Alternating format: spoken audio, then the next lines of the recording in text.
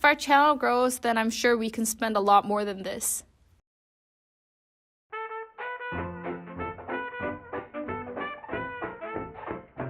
Hey everyone, it's the first episode of Worth It and Not Worth It. In this series, I'm going to evaluate one brand and decide whether or not a product is worth it or not worth it. For the first brand, I have chosen Urban Decay. I went and purchased the products myself and went to the Galleria Mall to pick out the products. I've spent over $300 and that is excluding my Naked 3 palette, so you can see how much I spent, right? We'll have to see whether or not these products do their job and do their price justice. Let's begin and start the tutorial. First up, I used the coconut water mist as a prepping spray, and I think the product itself is really hydrating, but it kind of smelled too strongly of coconut and I'm not a big fan of it. Not worth it. Next up, concealer. Weightless Complete Coverage Concealer in Light Warm. Concealer itself is really good in terms of coverage, but it has a little bit too much of a yellow undertone. Worth it! Next up, Urban Decay's new Skin Glow Cushion in shade 1.25. I was really excited to try out this new cushion and I was a little bit disappointed in terms of usage. I didn't like the way it applied and it felt a little too oily for my liking. Also, it felt like it was moving around the concealer that I applied underneath. And when it came to the color, it really didn't feel like it suited my skin tone well. I didn't really like the packaging either because it kind of looked like fish. Not worth it. I love Urban Decay eyeshadows. These eyeshadows are in the shade Riff and Free Love. Riff was perfect for my eyebrows because my hair is orangey brown. The shadow isn't necessarily super matte, but neither is it shimmery, so it has a perfect satin finish. The pigmentation felt very luxurious and it really felt like a high-end product in terms of eyeshadow.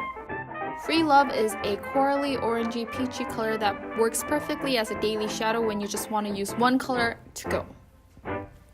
It blended perfectly for my under eyes as well. Totally worth it.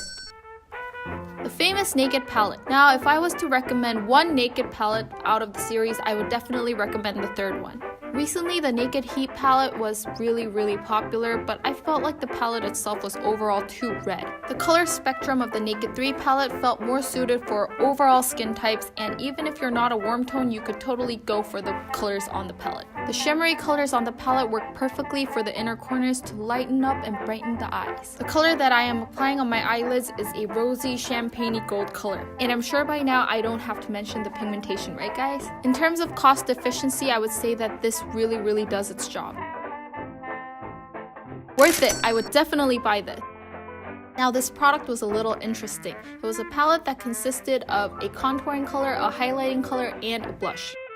Urban Decay really likes their palette. The Naked Flush Streak palette wasn't really efficient because it kind of mixed up all the colors as I tried to apply them, and unless you have a really small brush, it'd be really hard to go for the highlighting color. I'm sorry guys.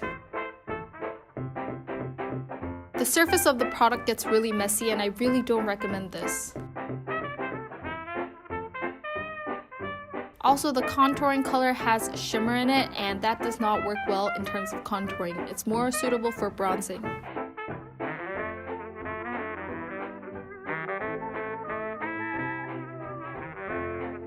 I also contoured my nose a little bit on the sides. This is my first time trying to voice over, so I'm sorry guys if it's a little awkward.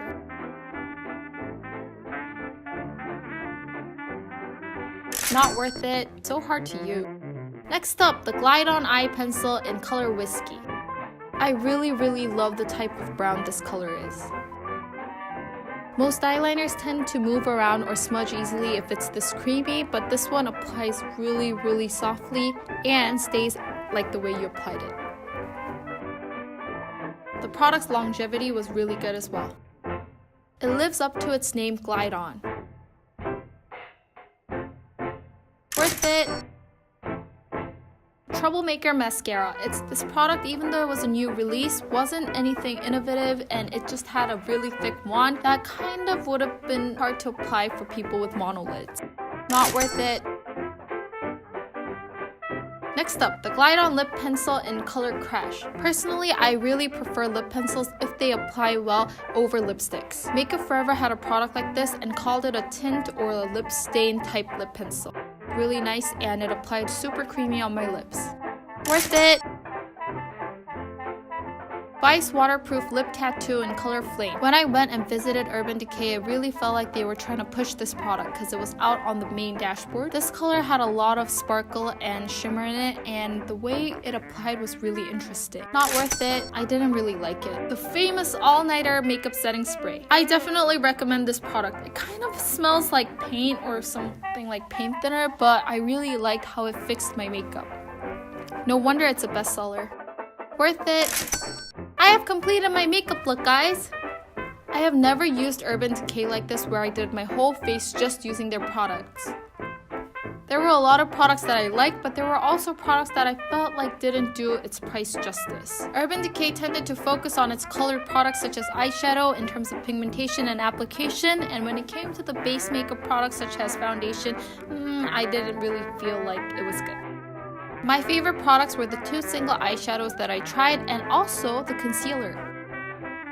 The concealer set really well onto my face and the coverage was good as well.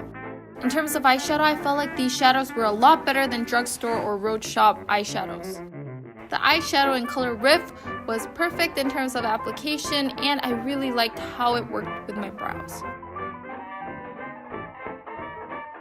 Thank you guys for watching, and I would really appreciate the support you give to these Worth It and Not Worth It series, and I will come with a new episode. I wonder what the next brand will be. Try guessing with me down in the comments below. Bye guys, and I'll talk to you guys next time.